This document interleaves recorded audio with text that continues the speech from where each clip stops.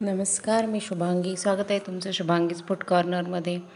अशा पद्धतीचे छान असे दिसणारे हे अगदी पौष्टिक लाडू तुम्ही मुलांना मधल्या सुट्टीमध्ये किंवा मग छोट्या भुकेसाठी खायला नक्की देऊ शकता. इथे आपण ड्रायफ्रूट्स घेतलेले आहेत, आवडीनुसार घ्यायचे आहेत. मुलांना जे आवडतात ते ड्रायफ्रूट्स आपण इथे ॲड करू शकतो.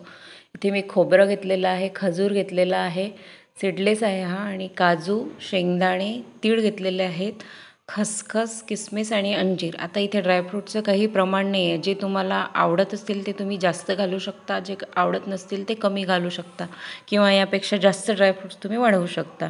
मखाणेसुद्धा तुम्ही इथे घालू शकता. तूप घेतलेला आहे. इथे गुळाचा अजिबात वापर केलेला नाही. साखर किंवा गूळ आपण या लाडूमध्ये घालणार नाही आहोत.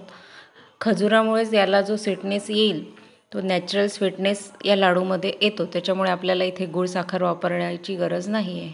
इथे मी खजूर घातला कढईमध्ये. थोडं थोडं तूप घातलं तर आपल्याला हे ड्रायफ्रूट्स भाजून घ्यायचे आहेत. खजूर मी आता छान असे भाजून घेते आहे.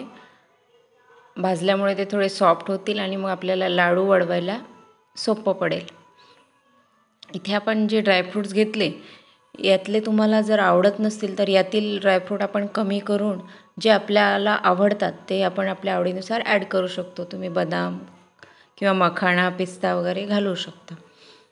मी इथे खोबरं कमी घातलेलं आहे आणि काजू घातले, खजूर घातले, शेंगदाणे पण घेतलेले आहेत मी इथे काजूसोबत. आता हे सुद्धा तुपावर मी छान भाजून घेते आहे.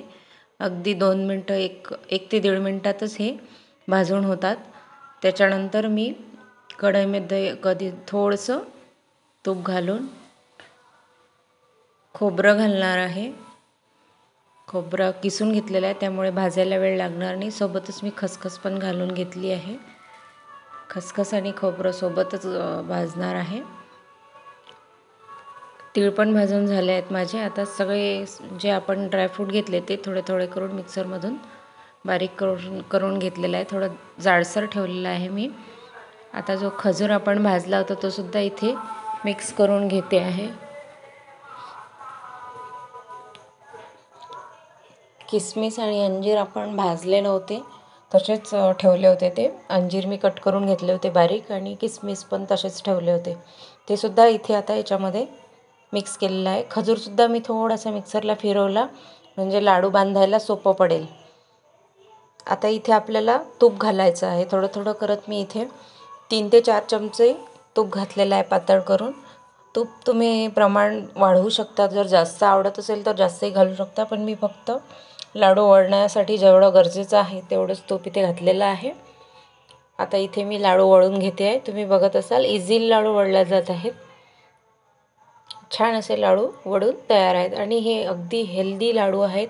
याच्यामध्ये कोणतेही गोळ आपण वापरले नाही, त्यामुळे मुलांना हे आवडतीलही आणि खाण्यासाठी पौष्टिकसुद्धा आहेत. आपण इथे खसखस, तीळ वापरलेले आहेत. अशा पद्धतीचे लाडू तुम्ही नक्की ट्राय करा. आता पावसाळ्याच्या दिवसामध्ये किंवा हिवाळ्याच्या दिवसामध्ये मुलांना असे लाडू खायला द्यायला खूप चांगला ऑप्शन आहे. रेसिपी बघितल्याबद्दल धन्यवाद.